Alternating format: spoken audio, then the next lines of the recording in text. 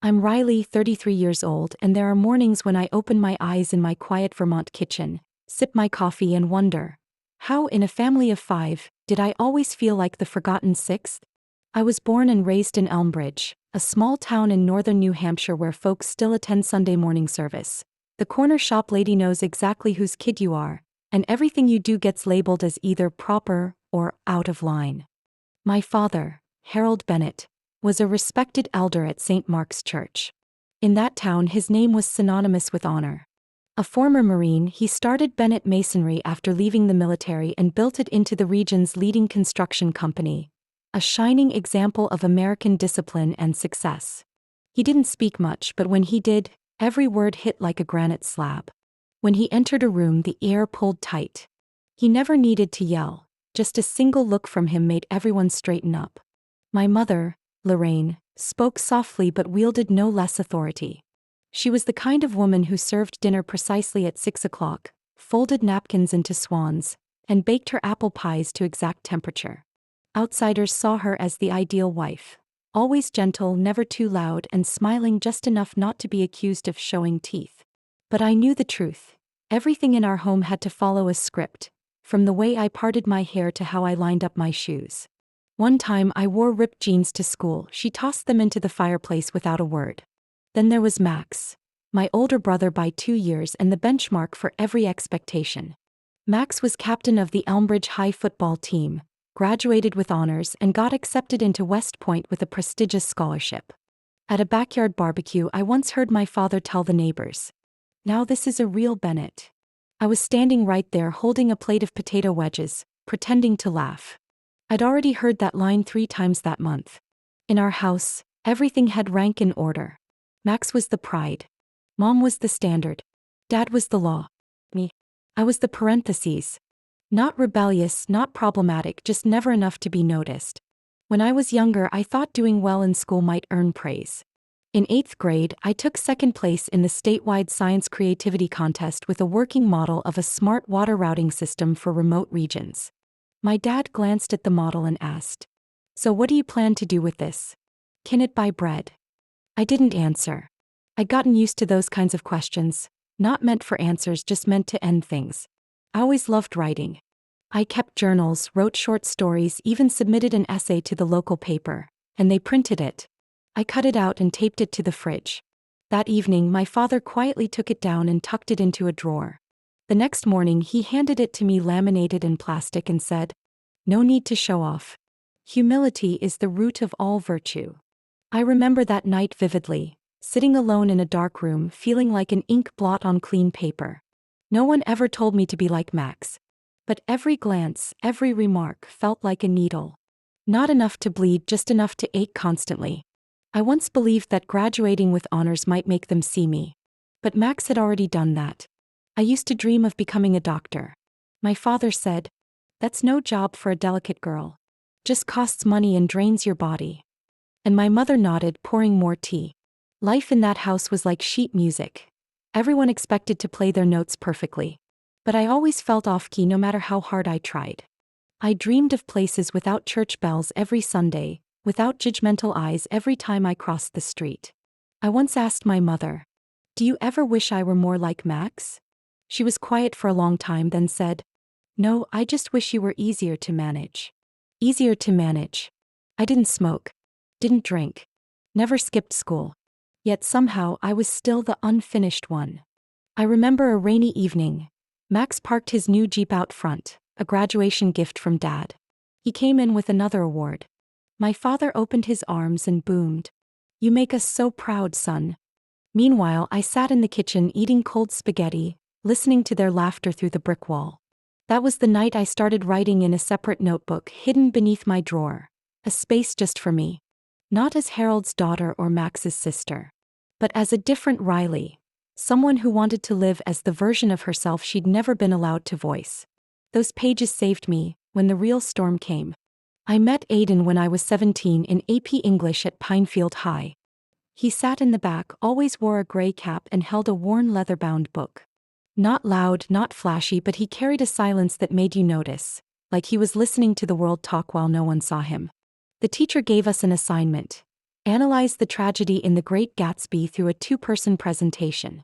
We were paired randomly. When she called out our names, mine and Aiden's, a couple of girls behind me whispered, "Jackpot, Riley." We met at the town library that Saturday afternoon.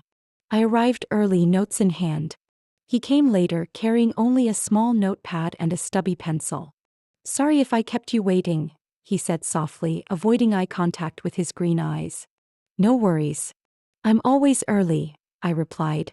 The session passed quicker than I expected. We barely touched Gatsby. Instead, we discussed painting, classical music, and why he wrote everything in pencil rather than pen. "Pens feel too permanent," he explained, gazing out the window where sunlight traced shadows across the table. "Pencil marks fade. Like memories should, just clear enough to recall, not sharp enough to haunt." No one had ever said anything quite like that to me. From then on, I found myself looking forward to Saturday afternoons more than any party invite. We migrated from library desks to the bench behind the school. Aiden brought his old Minolta camera, snapping black and white shots he called quiet frames. When I asked why not color, he just smiled. "Color distracts from the shadows. I want to hold on to them." To my parents, Aiden was an acceptable presence. Polite, studious, no tattoos, no loud motorcycle, no piercings. I remember my father telling a neighbor at dinner, "That boy, at least he knows how to respect someone's daughter." I stayed silent, wondering if they'd still say that if they knew about the symphony raging inside his mind. I'd never felt at peace with anyone like I did beside Aiden. No need for touch, no need for promises. Just sharing space and silence made me feel seen, for real. We both had plans for after graduation. He got accepted into Boston Conservatory with a partial scholarship for music composition. I was aiming for nursing at UMass, just an hour's drive away. We talked about renting a small apartment near the train station, splitting utilities, and occasionally visiting home to keep appearances. It all felt so close, so possible. Until that spring when things began to shift. Aiden started missing school more often. He texted apologies, blaming the flu or exhaustion. One day I found him alone in the music room, hunched over, sweating. "I'm okay," he forced a smile as I approached. "Probably just low blood sugar." But I knew he wasn't the kind of person to exaggerate. I convinced him to get checked.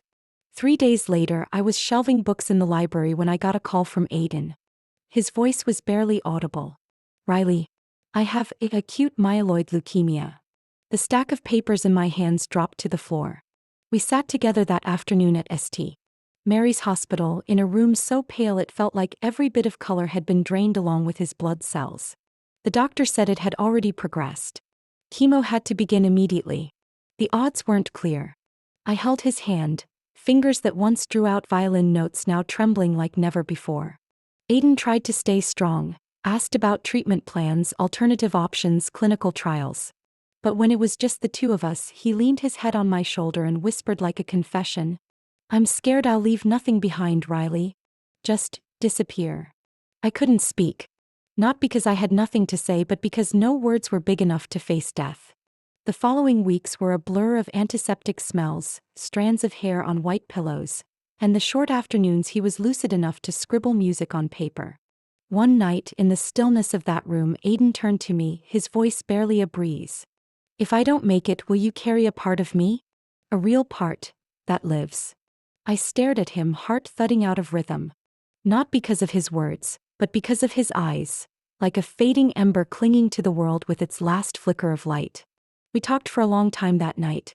No rushed decisions, no reckless acts. We asked questions, consulted doctors, weighed risks and possibilities. No one pressured anyone. No one used anyone. It was a promise between two souls holding on to whatever life they had left. When I found out I was pregnant 2 months later, I wasn't afraid. I felt like I was holding on to the last fragile spark of someone who had taught me what it meant to love with everything you had. I just didn't know that telling the truth would bring my entire world crashing down. I hid the test result in the bottom drawer of my vanity, one my mother rarely cleaned. The stick was wrapped carefully in tissue, tucked between 2 faded journals. I thought I had time. Just a few more weeks until Aiden finished his second round of chemo, then we'd sit down together and talk to my parents. We'd explain everything. Show them that this child wasn't a mistake. It was a desperate act of love in the face of death. I didn't expect things to fall apart so fast. That evening it was drizzling. When I got home from the hospital, something had shifted in the kitchen air. My mother sat silently at the head of the table, a neatly folded napkin in front of her, the same habit she'd kept for 30 years. My father leaned against the sink, arms crossed, face clenched like he was restraining something loud from breaking free. In the middle of the table, the pregnancy test lay bare, like a piece of evidence in an interrogation room. "Sit down," my father said, voice cold enough it didn't need to be loud. I pulled out a chair, hands no longer my own. My mother still wouldn't look at me. Her eyes stayed fixed on the wood floor, like if she looked up she'd have to choose a side. "Explain," he said. "Is this real?" I opened my mouth, but no sound came. I'd rehearsed dozens of ways to say it, but none fit this scene. "I'm pregnant." My voice shook like wind rattling a window pane. "With that boy Aiden?" he snapped, this time his voice cracked like thunder against the brick wall. "You've disgraced this family. After all the years we raised you, taught you manners, morals, this is what you bring home." I clenched my fists, inhaled deeply. "Aiden has leukemia, Dad. We both know what we're facing. This wasn't a mistake." My mother blinked, a small shift, but still no words. "Mistake or not, you will take care of it. Either terminate the pregnancy or leave this house," my father declared, like reading out a verdict. I lifted my head. "I can't do that. I won't give up Aiden's child. This was his last wish if he doesn't survive. Don't use death to justify your actions." He slammed his hand on the table. The sound cracked through the room like lightning. Just then Max walked in from the hallway, hair damp from the rain, leather jacket slung over his shoulder. He looked around, brows furrowed. "What's going on?" "Your sister thinks she's grown enough to break every family value," Dad said, locking eyes with Max like he was calling for backup. "She's pregnant. Out of wedlock." Max glanced at me, then at my still flat stomach, then turned to Dad. "Is that true, Riley?" I nodded. He crossed his arms, raised an eyebrow, and let out a dry chuckle. "Is he dead yet, or are you just pinning this on a guy who's about to disappear?" I stood up, heart squeezed tight. "Aiden is fighting every day. You don't understand anything." "You didn't say anything to help people understand," Max replied, cold. "But you should have thought about the consequences. Mom and Dad built this reputation their whole lives. No. The whole church will know. Everyone at the company will know. Rumors will spread like wildfire. So that's all you care about, reputation?" I turned to my mother. "What about you?" She still wouldn't look at me. Just shook her head slightly, lips pressed tight. "You're destroying your future, Riley." "No," I said, and this time my voice didn't shake. "I'm protecting it. I'm not sorry for this baby." My father exhaled hard, like he'd heard enough. "Pack your things. If you walk out of this house with that burden, don't expect to come back. As far as I'm concerned, you're no longer Harold Bennett's daughter." I didn't cry. Didn't scream. I just stood, walked upstairs, packed what I could in under 10 minutes. As I dragged my suitcase down the stairs, Max leaned against the banister, phone in hand. "I read your text, Riley. Not one word about Aiden being sick. You really thought you were hiding it that well." "I was respecting the privacy of someone who's dying," I said. "Not covering my tracks." My father stood at the door but didn't stop me. He only said, "You made your choice. Now live with it." I stepped into the rain. My mother didn't follow. Max didn't say another word. The door shut behind me, cold as steel. I was 18, pregnant, homeless, with no family behind me, just a fragile belief that the love we had was real, and that the child inside me deserved to know it. That night, I moved into my old Ford Focus. Not because it was comfortable, but because I had nowhere else to go. The back seat became my bed, a sleeping bag my blanket. My belongings were crammed into the trunk. Clothes, notebooks, a few canned soups, and an old pillow I'd used back in elementary school.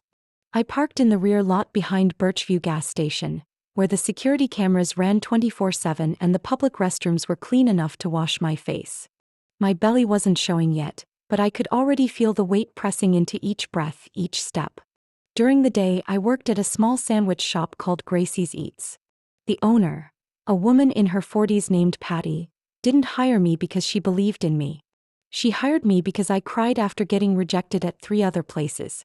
Don't touch the pastry counter unless you've washed your hands. And don't hide out back crying. That was my entire interview. My evening shift ran from 4 p.m. to nearly 11. I washed dishes, poured drinks, wiped tables, smiled at customers like everything was fine. Afterward, I'd sit out back with a rejected sandwich, then head to my car, lock the doors from the inside, and curl up in the driver's seat. I didn't let myself think too much. Not about my parents, not about Max, not about St. Mary's Hospital, where Aiden lay tethered to IVs, his breath fading like wind slipping from a flute. I just kept telling myself, get up early for Jefferson's warehouse. The loading shift started at 5:30 a.m. They paid cash by the hour. One time I stood too long lifting boxes and my legs seized up so badly I almost collapsed. The supervisor barely glanced over and said, "If you can't handle it, walk out. We don't do pity hours here."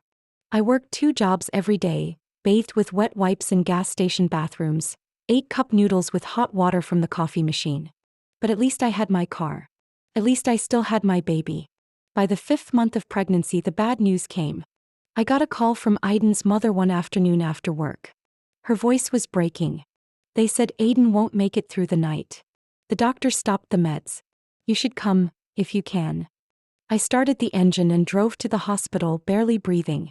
When I got there, Aiden was on oxygen, eyes open but cloudy, hands cold as a January morning. I placed his hand on my belly. Our baby's growing. I kept my promise, I whispered. He couldn't speak, but he tried to squeeze my hand, then looked toward the window, where the sun was vanishing behind the trees. That night, Aiden passed quietly. No loud cries. No wailing. Just the dim yellow light in the ICU and the monitor beeping like a song cut off mid-melody. The funeral was small. His mother hugged me for a long time and called the baby, the light that's left. But they lived in Ohio and had to return for arrangements and work. I went back to the car. Back to work. Back to surviving. By the 7th month, my body was giving out. My back ached, my legs were swollen, and I could no longer lie flat in the car. One afternoon, I dozed off in the warehouse break corner after my shift. A coworker named Jenna, always in bold lipstick, not much of a talker, sat down next to me and handed me a foil-wrapped sandwich. "You're sleeping in your car, right?" I nodded, clutching my purse by instinct. "I've been there," Jenna said. "My ex kicked me out when I was pregnant with my first. No one helped, until I met someone named Laurel. I'm doing better now. Got a spare couch. It ain't fancy, but it's clean." I looked at her, ready to decline, but a sharp cramp in my belly stopped me. I followed her to a second-floor apartment in an old complex where the stair lights flickered and the carpet had burn marks. Her place was small, tidy, and smelled of mint oil from a diffuser. Jenna gave me a blanket, set a water bottle by the couch, and pointed to a photo of her with her daughter. "Her name's Alex. She's in Kansas with my mom for now. I'm working to bring her back. Someone helped me once. Now it's my turn." That night, I lay on the couch, hearing someone breathe steadily in the next room for the first time in months. Life was still hard. I kept working at Gracie's Eats, though fewer hours. My belly was too big to move quickly, so I switched to kitchen prep. Chopping lettuce, rinsing vegetables, packing takeout boxes. One night, I was waiting at the bus stop when the wind picked up. I sat curled up, belly tight, hand gripping my bag. That's when a car pulled up to the curb. The window rolled down. "Riley Jenkins?" a familiar voice called. I turned. "Mrs. Andrews, my 10th grade English teacher." Her eyes widened as she recognized me. "I almost didn't recognize you. That smart girl. Oh my God, where have you been?" I gave a faint smile. "Nearby. I'm okay, really." She looked at me, then unlocked the passenger door. "Get in." No arguments. I didn't have the strength to refuse. As I told her a bit of the story, her eyes welled up. She didn't ask too many questions, just said, "My basement's empty. It's got a private bathroom, a window, a separate entrance. Stay until you find something else. Not out of pity, because you deserve better." I didn't say anything. Just nodded. That night, as she placed a warm cup of tea on the table and handed me the basement keys, I sat in the quiet room, ran a hand over my taut belly, and whispered to the baby for the first time in months. "We're still breathing. That means there's still hope." Elliot was born on a cold, drizzly Tuesday morning, the delivery room at St. Jude's filled with the sound of a small but determined cry. He weighed 5 pounds 6 ounces with dark hair, wrinkled skin, and eyes so deep they looked like they'd seen a universe fall apart. I laid him on my chest, kissed his forehead, and whispered like a vow, "You're the reason I'm still breathing, Mrs. Andrews brought us home 3 days later. She had already set up the basement with a wooden crib, a diaper station, and even a little owl-shaped nightlight, one she said her granddaughter used 10 years ago. I didn't have more than a few $100s saved, but it was enough to buy diapers, burp cloths, formula, and a second-hand bassinet I found on Facebook Marketplace. Nothing matched. Nothing fancy. But it was clean and it came with love. Elliot was a calm baby, rarely cried, always watching, and he'd tilt his head when music played as if he were decoding the rhythm. When he slept, I'd read old biology textbooks and search for local scholarship programs. One night, after putting him down, I sat in the kitchen with Mrs. Andrews. The warm light from the hanging lamp made it feel like a sanctuary from everything outside. "What did you used to dream of doing?" she asked. "Nursing," I said, voice hoarse from exhaustion. "Registered nurse." But things veered off too fast. He poured more tea into my cup. "I've taught for over 30 years, Riley.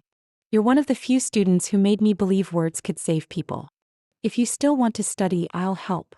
I looked up into the wrinkled yet clear eyes of the woman who once gave me an A on my Jane Eyre analysis paper in 10th grade. "I don't want to be a burden." "You're not a burden," she said plainly. "You're a light that didn't get the chance to shine." 3 months later, I applied to the pre-nursing program at Windermere Community College. Thanks to a strong recommendation letter from Mrs. Andrews and my old SAT score still being valid, I got accepted. Classes during the day. Work at night. On weekends, I waited tables at a diner near campus. Mrs. Andrews watched Elliot every morning, rocking him on the porch with a book in hand as I drove off to class. Every evening, she told me how many times he napped, how many ounces he drank, and how often he smiled at her lazy cat, Gus. A small insurance payout from Aiden, which I thought had been denied because we weren't married, unexpectedly hit my account, thanks to a birth affidavit a doctor had signed before Aiden passed. $10,000. Peanuts to some, but to me it was a lifeline in an icy ocean. I used it to buy a newer used car, enroll in summer courses, and pay off part of the hospital bill from Elliot's delivery. Mrs. Andrews objected, but I left the envelope with the receipt on her kitchen table and said, "Your son, not me, once said good people should be paid." 2 years later, I stood in a white coat under the Windermere auditorium lights, hearing my name called out amid applause and the swell of graduation music. Elliot, now 3, sat on Mrs. Andrews's lap in the front row, waving at me like I was the star of his favorite animated movie.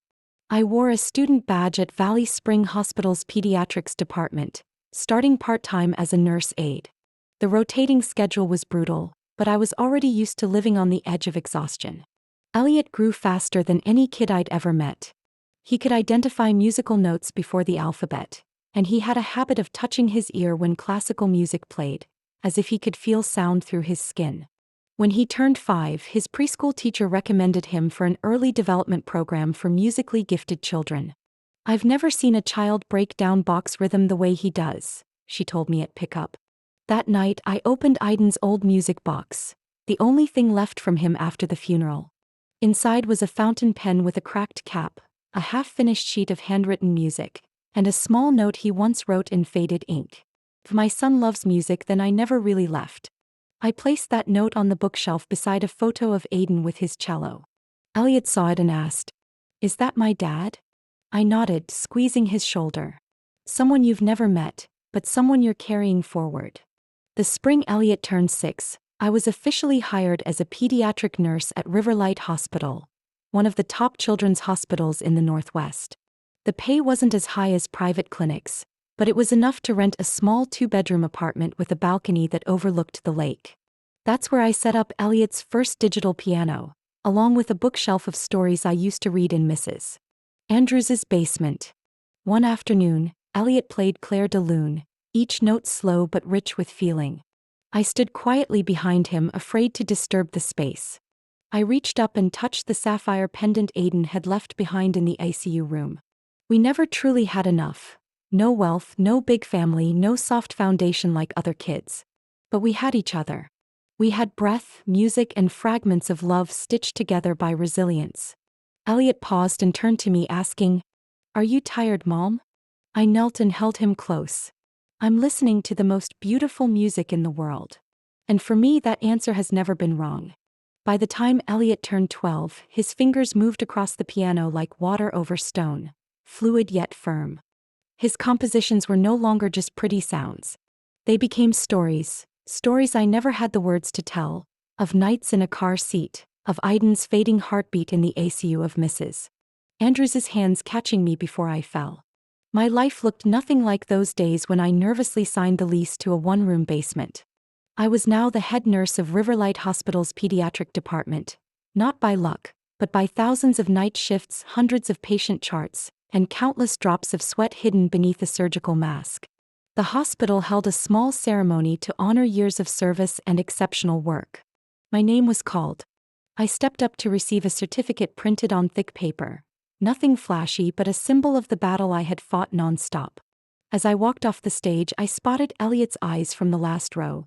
Those warm brown eyes glowed like stage lights cutting through a still auditorium. He didn't say anything, just raised his thumb. I nodded. We didn't need many words. What mattered was always clear in the quiet. When Elliot received his letter from Westchester School of Music, he opened the envelope with both hands but looked straight at me. He'd been accepted into Juilliard's preparatory program, on a full scholarship, with a note: exceptional talent, emotionally expressive and musically mature beyond his years. I didn't cry. I didn't scream. I didn't jump. I went out to the yard, sat on the wooden bench beneath the maple tree and looked up at the sky. Around my neck was the same sapphire pendant, Aiden's only keepsake, shimmering like a blessing never spoken aloud. More good news came on another afternoon from a place I never expected, the pharmaceutical company that had run the drug trial Aiden once volunteered for. Their lawyer called to say they were distributing a compensation fund for families of participants who had helped lead to the FDA approval of a new leukemia drug. Aiden's case was critical. His unique biological response helped the researchers determine toxicity levels and safe dosing thresholds. I didn't ask about the money. I asked, "Does this mean what Aiden went through mattered?" "Yes," the lawyer replied. "He helped save thousands of lives, directly and indirectly." I used every cent of the settlement, nearly $2.5 million, to start the Aiden Brooks Memorial Fund, focused on supporting living expenses and care for families with young children undergoing cancer treatment. I once knew what it was like to stand before a pharmacy counter with $27 left, to sleep in a car with a feverish child but no insurance to risk a hospital visit. The Aiden Fund opened its first office next to Riverlight Hospital, not just offering financial aid, but creating temporary apartments for out-of-town patient families. The very first unit was named Room 7, where we said goodbye to Aiden, designed to feel like a quiet retreat with a piano in the corner. Local news covered the opening. A 5-minute segment showed Elliot performing his piece Fall Without Fear, a song he wrote for his father, before a gathered crowd. A reporter interviewed me in the fund's modest office, asking why I did all this when I already had a stable job and a comfortable life. I didn't give a long answer. I simply said, because some people don't get the chance to keep living. I want to do something for them, in Aiden's name. After the broadcast, the number of emails and messages pouring into the foundation skyrocketed. Some asked for help, others volunteered to support, and many shared their own stories. Among them was a message from an email address I thought had vanished from my life forever. Michael.Bennett24@elmbridgebank.com. Riley, I just watched the segment about you and Elliot. I don't know what to say, except, we were so wrong. I reread the message over and over, sitting alone in the foundation office while the wind outside tapped softly against the glass door with its etched line, where the light never fades. The past could come back. But I was no longer the same. Neither was Elliot. Our lives no longer trembled in fear. They stood firm like every note my son played, turning pain into hope. Michael's email arrived on a Saturday evening, while I was folding towels in the living room. The subject line chilled me with its simplicity: your brother. I sat motionless for a moment before opening it. The words appeared as if someone was carving them directly into my spine. Riley, I don't expect your forgiveness. I just hope to see you. And Elliot. Dad just came through a heart attack. Mom has kept every article about you all these years. They're not the people you remember anymore. Or fear. If you're willing, they'd like to come. I read every word as if searching for cracks in the late apology. There were no sob stories, no justification. Just a quiet request, like a door left ajar. I didn't reply immediately.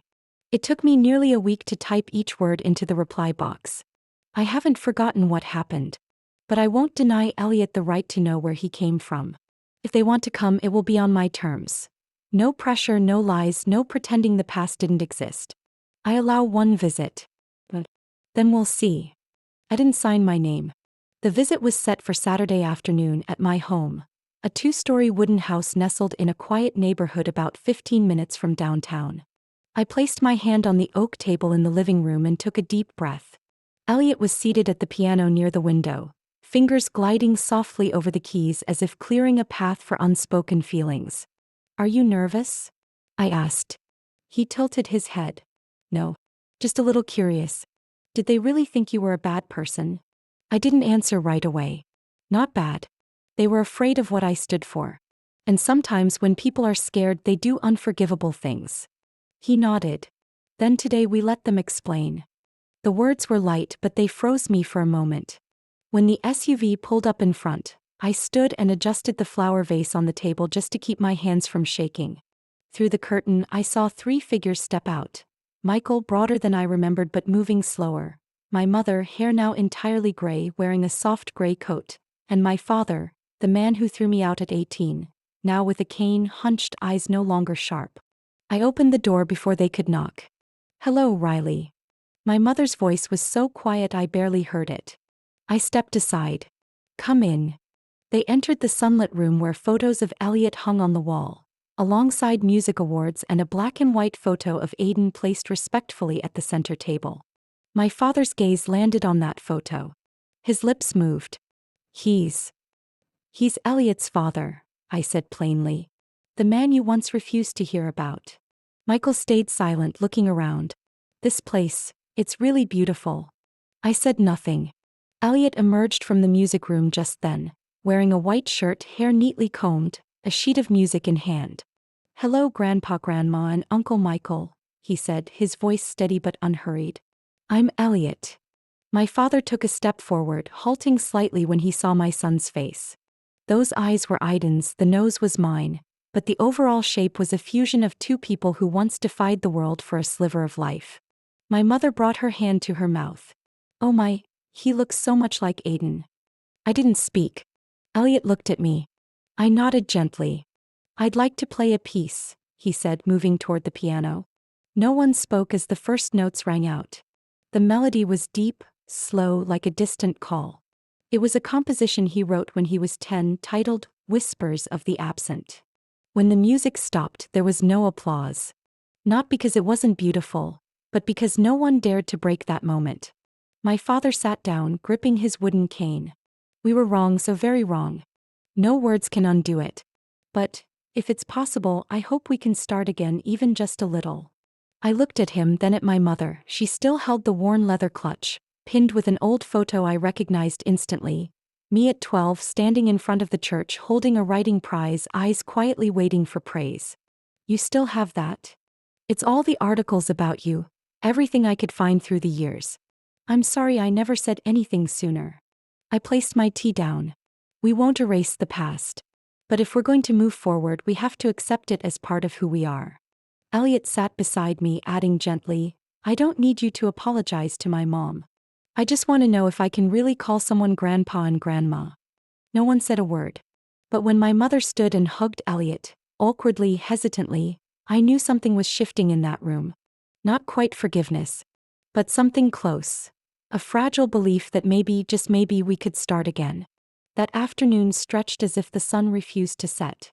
I sat across from my parents in the armchair by the window, Elliot between us, clutching his folded music notebook. The living room was quiet, the only sound the soft ticking of the clock on the wall, reminding us that none of us had time to waste on things left unsaid. "I want to say it all," I began, my voice steady and calm. "Not to accuse anyone, but so that you understand how I had to live after being pushed out of this house. I told them about the day I stepped off that porch into the rain with nowhere to return. I talked about nights spent curled up in a car, arms wrapped around my belly like I was shielding a fragile seed. About working shifts at a greasy diner, a coworker with a toddler offering me her stiff old couch, and a former teacher who saw me crying by the curb and took me and my baby into her basement apartment lit by soft yellow lights that felt like the last bit of warmth left in a frozen world. I spoke about the moment Elliot was born, the years I studied at night, worked during the day, and raised him in the fleeting pockets of time in between. I didn't avoid mentioning Aiden, the man who loved me when I was nobody, who left this world before he could meet the child we made out of nothing but faith in something more beautiful than life itself. I paused when I noticed my mother's hand tightening on her lap. She lifted her head, her eyes were red. I knew I should have run out when you stood at the door with that baby in your arms. But I stayed behind the curtain. I couldn't move. I was a coward. I looked at her, not with kindness or contempt. The silence between us, after all these years, said more than words ever could. My father no longer sat upright as he used to. His back leaned forward slightly, eyes fixed on his hands. I grew up believing that if I didn't control things, everything would fall apart. I applied that to my family, to my children, to you. But now, I see all I did was break everything. He looked up.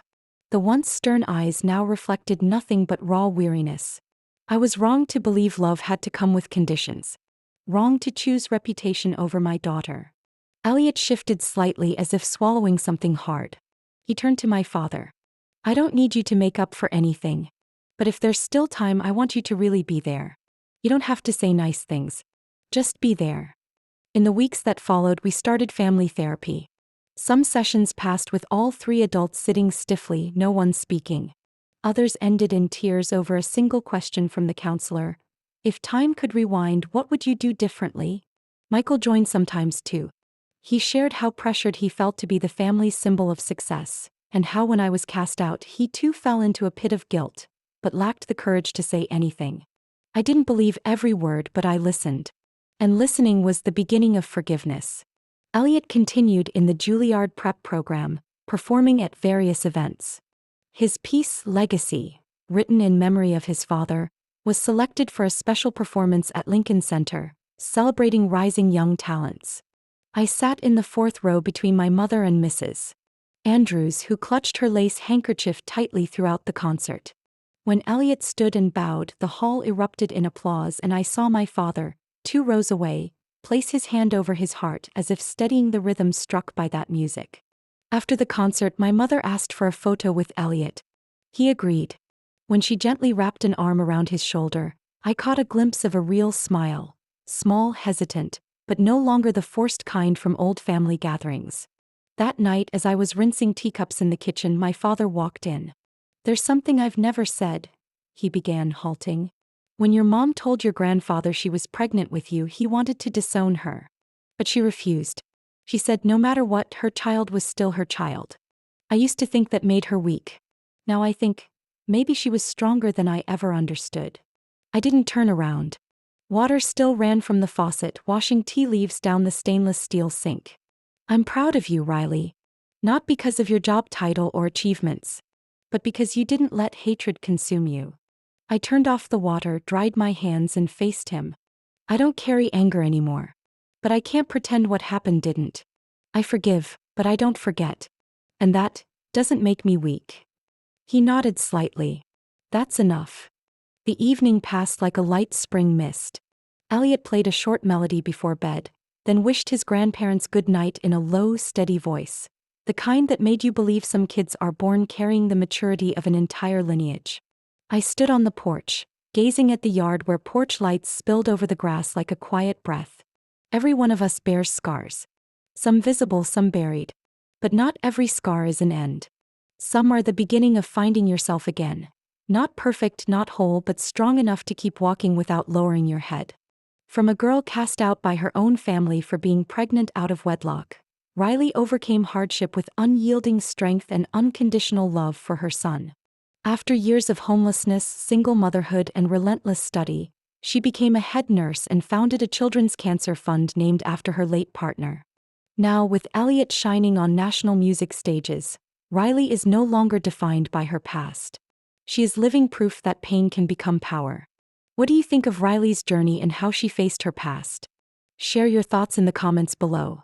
And don't forget to follow the channel for more heartfelt stories about family, forgiveness, and resilience.